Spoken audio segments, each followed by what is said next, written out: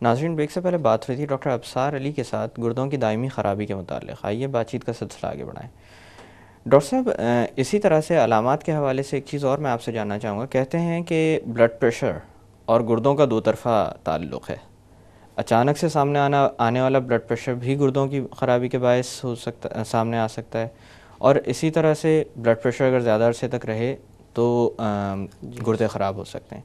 تو اس حوالے سے میں جاننا چاہوں گا کہ بلڈ پریشر کے مریضوں کو کیا اس چیز کے لیے اسکرین آؤٹ ہوتے رہنا چاہیے کہ ان کے گردے کہیں خرابی کا شکار تو نہیں ہو رہے؟ بلڈ پریشر جیسے کہ میں نے کہا بہت اہم کاز ہے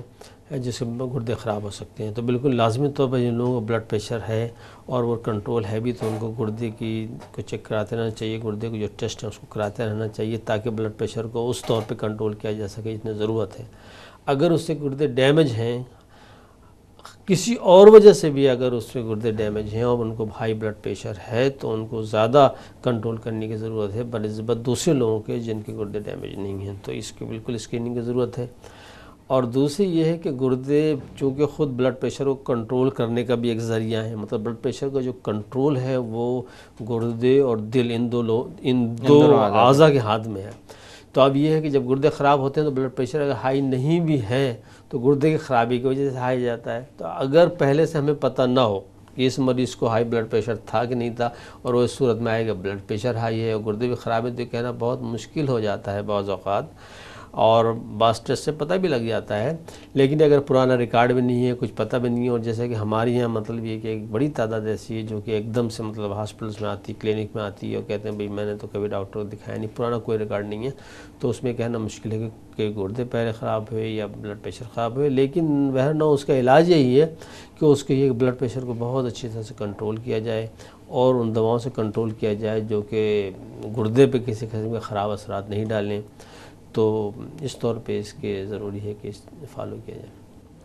اچھا ڈاکٹر صاحب، بلڈ پریشر اور ذیابیطیس یہ دو ایسی بیماریاں ہیں جن کے بارے میں یہ کہا جاتا ہے کہ آدھے سے زیادہ لوگ جانتے نہیں ہیں کہ وہ ان کے ساتھ زندگی گزار رہے ہیں. تو اس حوالے سے اکثر و بیشتر سوال یہ سامنے آتا ہے کہ کتنے عرصے تک یہ بیماری رہے گی تو گردوں پر اثر انداز ہوگی یا جسم کے مختلف اعضاء پر اثر انداز ہوگی. میرے خیال سے یہ سوال اپنی اہمیت کھو دیتا ہے جب یہ بات سامنے آتی ہے کہ بے شمار لوگ ایسے ہیں جو زندگی گزار رہے ہیں بیماری کے ساتھ لیکن ان کو معلوم ہی نہیں. تو جس وقت سامنے آئے میرے خیال سے تبھی سے علاج کرنا بہتر ہے. لیکن آپ نے کہا تھا اسکریننگ بہت اہم ہے. جی، اسکریننگ کتنا متواتر کرواتے رہنا چاہیے ان لوگوں کو جن کو معلوم ہے کہ وہ بلڈ پریشر یا ذیابیطیس کا شکار ہیں؟ کتنے عرصے بعد یہ پلان کرنی چاہیے؟ اور یہ اسکریننگ کیا نیفرولوجسٹ سے پوچھ کر کی جانی چاہیے یا ان کے پاس ریگولرلی چیک اپ کے لیے جاتے رہنا چاہیے؟ جو لوگ جن کو پتہ ہے کہ ان بیماری کی وجہ سے گردے متاثر ہو سکتے ہیں تو ان کو مثال کے طور پہ سال میں ایک دفعہ مطلب یہ اسکریننگ کے جو ٹیسٹ ہیں اس میں تو ایک الٹرا ساؤنڈ ہے کڈنی کا، رینل کا سونوگرام، وہ اکثر و بیشتر تقریباً نارملی ہوگا لیکن اس کے باوجود وہ کرانا ضروری ہوتا ہے. اس لیے کہ اس سے کمپیریزن ہو جاتا ہے کیونکہ گردے کا جو سائز ہے، گردے کا سائز ویسے تو کہتے ہیں between 9 and 11 centimetre in the normal adult, تو 9 سے 11 سینٹی میٹر ہے، لیکن اس کے ویٹ پہ ڈیپینڈ کرتا ہے. تو اگر گردے کی بیماری ہے جس کے اندر سائز کی امپارٹنس اس لیے ہو جاتی ہے کہ کہتے ہیں گردے کا سائز چھوٹا ہو رہا ہے، تو اگر پرانا سونوگرام آپ کے پاس ہے جس کے اندر گردے کے سائز سے آپ کمپیئر کر سکتے ہیں، خاص طور پہ اگر یہ ایک ہی جگہ سے کرایا گیا ہے کیونکہ تھوڑا سا ویریشن ہے فرام سینٹر ٹو سینٹر. تو ایک چیز تو یہ ہوگی. دوسری چیز ہوتی ہے گردے کے جو ٹیسٹ ہوتے ہیں وہ یوریا اور کریٹینین ہے، یوریا اور کریٹین کرانے چاہیے کہ وہ نارمل ہیں کہ نہیں ہیں. اور تیسری چیز ہوتی ہے یورین کے اندر یورین ڈی آر، یورین کا جو ٹیسٹ ہوتا ہے اس کے اندر پروٹین ہے کہ نہیں ہے، کیونکہ پروٹین جو ہے وہ جب یورین کا جو ٹیسٹ کرتے ہیں جس کو یورین ڈی آر کہتے ہیں اس کے اندر بہت ساری چیزیں ہوتی ہیں لیکن اس کے اندر سب سے امپارٹنٹ چیز ہے وہ پروٹین ہے. اس لیے کہ جیسے کہ بلڈ ہے وہ گردے کے علاوہ یوریٹر سے، پراسٹیٹ سے بھی آ سکتا ہے، اور جیسے انفیکشن ہوا تو اس میں WBC آ سکتے ہیں، بیکٹیریا آ سکتے ہیں، لیکن پروٹین جو ہے اگر آ رہی ہے یورین کے اندر تو اس کا مطلب یہ گردے سے آ رہی ہے. اس کے بعد جو ہے پھر اس کو کہا جاتا ہے کتنی پروٹین ہے، مطلب تھوڑی بہت پروٹین نارمل ہوتی ہے اور مختلف وجوہات کی بھی ہو سکتی ہے، لیکن اگر گردے کی خرابی ہے تو اس کو کوانٹیفیکیشن کرتے ہیں کہ 24 آور میں کتنی پروٹین ہے، کیونکہ ایک ایوریج نکلتا ہے، کیونکہ اس کے اٹھنے بیٹھنے سے، کھانے پینے سے، چلنے پھرنے سے اس کی کوانٹٹی یورین میں پروٹین کی بدلتی رہتی ہے۔ صبح آپ نے کچھ کرایا، صبح ٹیسٹ کرایا تو اس میں پروٹین کی مقدار کچھ ہوگی، شام کو کچھ اور ہوگی، تو اس لحاظ سے بدلتی رہے گی۔ 24 آورس یہ ہوگا کہ آپ کو بالکل ایگزیکٹ پتہ چل جائے گا کہ آن ایوریج کتنا اس کو 24 آور میں، اور ساری اسٹڈیز جو ہیں اس میں بیس ہیں۔ تو یہ اسکریننگ ٹیسٹ ہیں، 24 آور یورین ہو گیا، الٹرا ساؤنڈ ہو گیا، یورین ڈی آر ہو گیا۔ تو جن لوگ ہائی بلڈ پریشر ہے، ڈائبٹیز یا اور کوئی بیماری ڈاکٹر نے بتایا گردے پر اثر کر سکتی ہے، جیسے آپ نے بتایا درد کی دوائیں لے رہے ہیں، تو ان کو سال میں ایک دفعہ تو روٹینلی کرانا چاہیے۔ اس کے بعد جو ہے فزیشین پہ ڈیپینڈ کرتا ہے، اگر ان کو دیکھ کے اس نے کہا کہ نہیں آپ کو تھوڑا جلدی کرانا چاہیے، 6 مہینے میں کرا لیں، 3 مہینے میں کرا لیں، تو پھر اس پہ چھوڑ دینا چاہیے، لیکن یہ کہ یہ ریکمنڈیشن ہے۔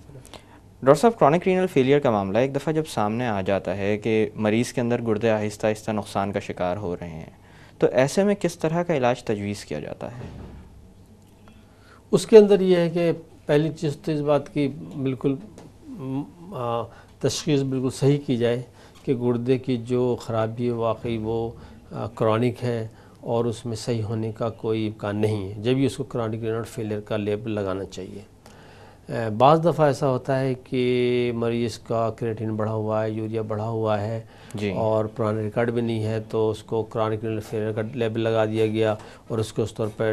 ڈائگنوز کر کے اس کا ٹریٹمنٹ شروع کیا، تو اس کی جو ہے صحیح ڈاکٹر کے ساتھ اس کی صحیح طور پر تشخیص ہو جائے، اور اس میں ایک تشخیص کا ایک ذریعہ کڈنی بایوپسی بھی ہے کہ اگر آپ کے پاس پتہ نہیں ہے صحیح طور پہ تو اس کی کڈنی بایوپسی کر کے اس کو جسے کہتے ہیں بالکل بلیک اینڈ وائٹ میں دودھ پانی کیا جائے کہ بھئی ہاں اس کو یہ ڈیزیز ہے۔ اس کے بعد پھر اس بات کی کوشش کی جائے کس وجہ سے گردے جو خراب ہیں، اگر کوئی ایسی چیز سامنے آتی ہے اس کی، خاص طور پہ بایوپسی سے پتہ لگ جائے کہ بھئی یہ مرض ہے اس کو اور اس کی دواؤں سے اس کو مریض میں کچھ ففا ہو سکتا ہے، تو پھر اس کا علاج کیا جائے اس مرض کے تعلق سے، جس میں جیسے گلومیرولونیفرائٹس ہے، مختلف قسم کی ڈیزیز ہیں، ان کا علاج کیا جاتا ہے۔ جنرلائز اگر گردے خراب ہیں جیسے کہ جو کرونک ڈیزیز کی وجہ سے ہیں، تو اس میں یہ ہوتا ہے کہ جو بیماریاں جن سے گردے خراب ہو رہے ہیں ان کو اس طور پہ کنٹرول کیا جائے، اور کچھ اسپیسیفک دوائیں جو آج کل تجویز کی گئی ہیں کہ مثلا ایس انہیبیٹر ہیں، AR بھی ہیں، جو کہ مرض کو بڑھنے سے روکتے ہیں، ان دواؤں کو حتی الامکان طور پہ دیا جائے، اور اس کو پھر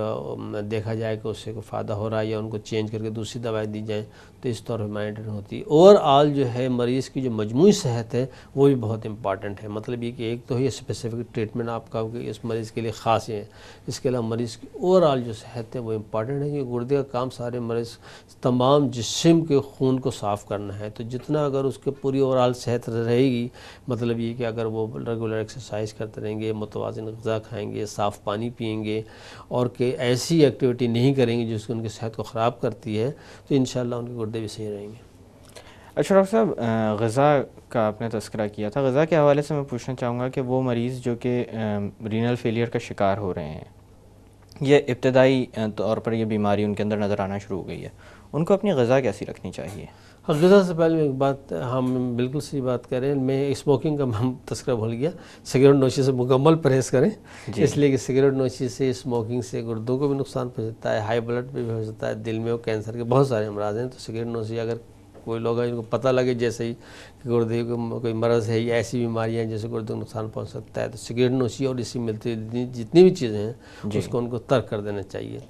غذا کے معاملے میں یہ ہے کہ ان کو متوازن غذا کھانا چاہیے، کوئی ایسی غذا نہیں ہے جو ان کو خاص طور پہ منع ہو، مثال کے طور پر روٹی کھا سکتے ہیں، چاول کھا سکتے ہیں، گوشت کھا سکتے ہیں، دال کھا سکتے ہیں، جو ہماری غذا ہے وہ یہی ہے مینلی، سبزیاں ہیں، دال ہے، چاول ہے، روٹی کو یہ سب چیزیں کھا سکتے ہیں، اس کو متوازن طور پہ کھائیں، اس میں کوئی چیز ایسی نہیں ہے جس کو منع کیا جائے یا اس کو خاص قسم میں ان کی غذا دی جائے۔ جی ڈاکٹر صاحب، یہاں پہ تھوڑی دیر کے لیے باتوں کا سلسلہ روکتے ہیں۔ ناظرین، وقت ہوا ایک چھوٹی سی کمرشل بریک کا، بریک سے واپس آ کر کرونک رینل فیلئر کے متعلق مزید بات کی جائے گی، اسٹے ود اس۔